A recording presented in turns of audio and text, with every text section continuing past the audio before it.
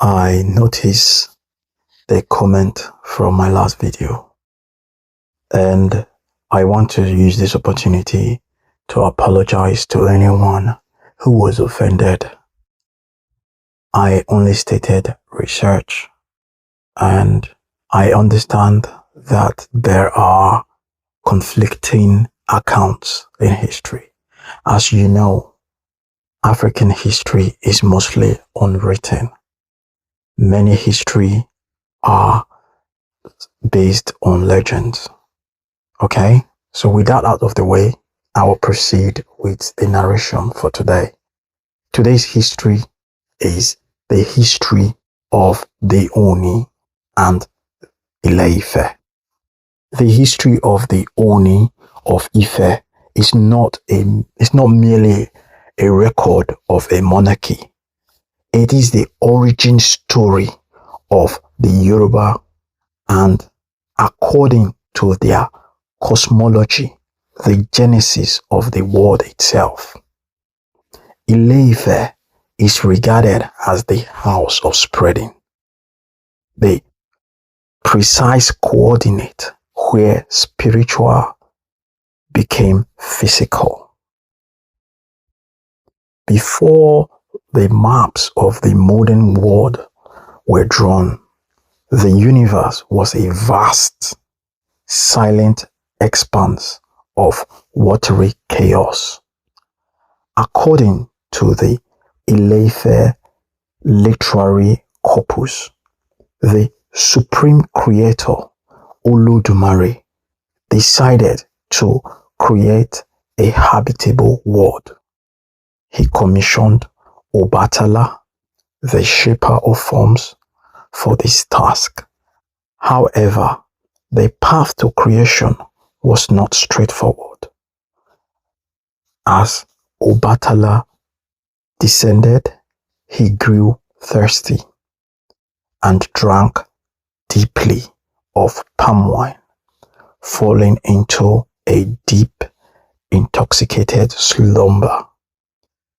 Seeing the mission in jeopardy, his brother Oduduwa took up the mantle.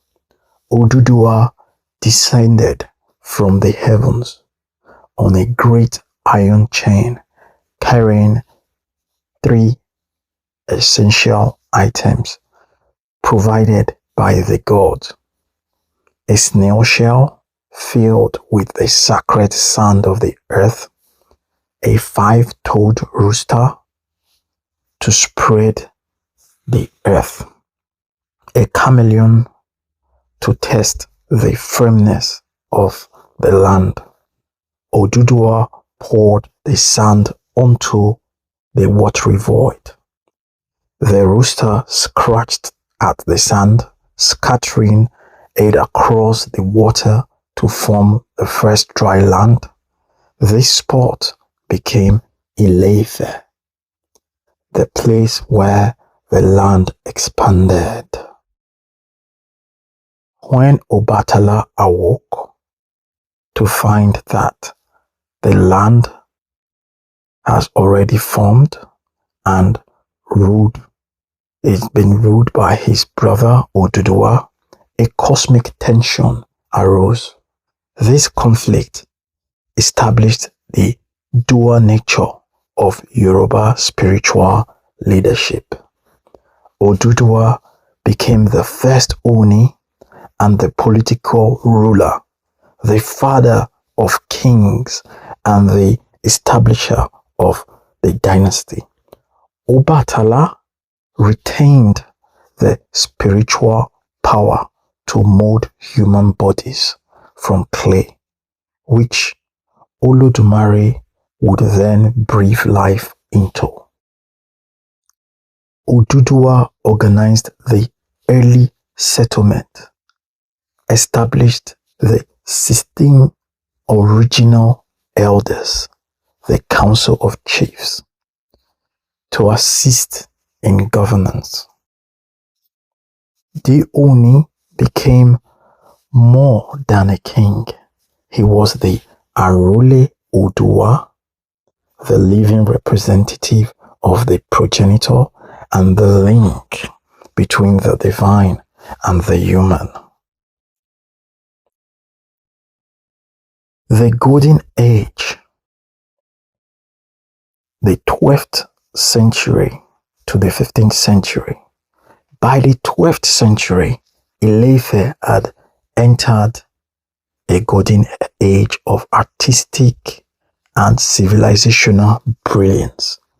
Under the patronage of the Onis, guilds of artisans developed a technique of lost wax casting that rivaled and in naturalism often exceeded the works of Renaissance Europe. When Germans ethnographers Leo Frobenius encountered these heads in 1910, he refused to believe Africans had created them. He wrongly theorized they were remnants of the lost city of Atlantis or the work of ancient Greeks. The reality, modern dating confirms these were indigenous masterpieces created between 1100 and 1450 AD. The heads depicted Onis and queens with serene dignity, often featuring vertical restrictions representing royal scarifications. So that's the marks on the face of the Oni and the Yoruba marks. Obalufon Aleye More Obalufon II was a seminal figure in this era. He is celebrated as the patron deity of brass casters and weavers. It is believed that during his reign, the Are crown, the heavy beaded crown of the Oni, became the ultimate symbol of authority.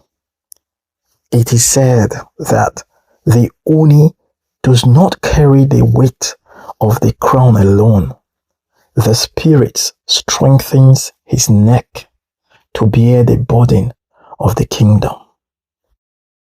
The history of Ife is written not only in bronze, but also in sacrifice. At one point, the city faced extinction from raids by a mysterious group known as forest people. These are Igbo people of today, and no offense meant, I'm sorry, but it's just the research, who appeared as ghostly giants and covered in rafters. Queen Moremi Ajasoro, a woman of unparalleled beauty and bravery, vowed to save her people. She pledged to the river goddess Esimiri that she would offer a great sacrifice in exchange for knowledge of how to defeat the invaders. Moremi allowed herself to be captured. Her beauty captivated the Igbo king, and she learned their secret. They were not spirits, but men covered in dry grass, highly flammable and vulnerable to fire. Moremi escaped and returned to Ife with this intelligence. The Ife warriors used fire torches to defeat the Igbos. However, victory came at a devastating cost. The goddess Eshimiri refused goats or cattle she demanded Moremi's only son, Olurugbo. Moremi fulfilled her vow.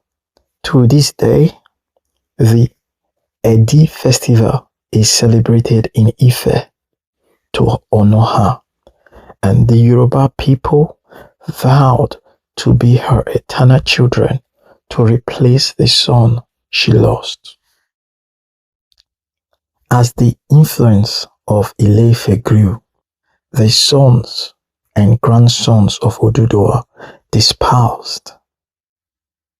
They dispersed to found new kingdoms, cementing Ife as the spiritual center.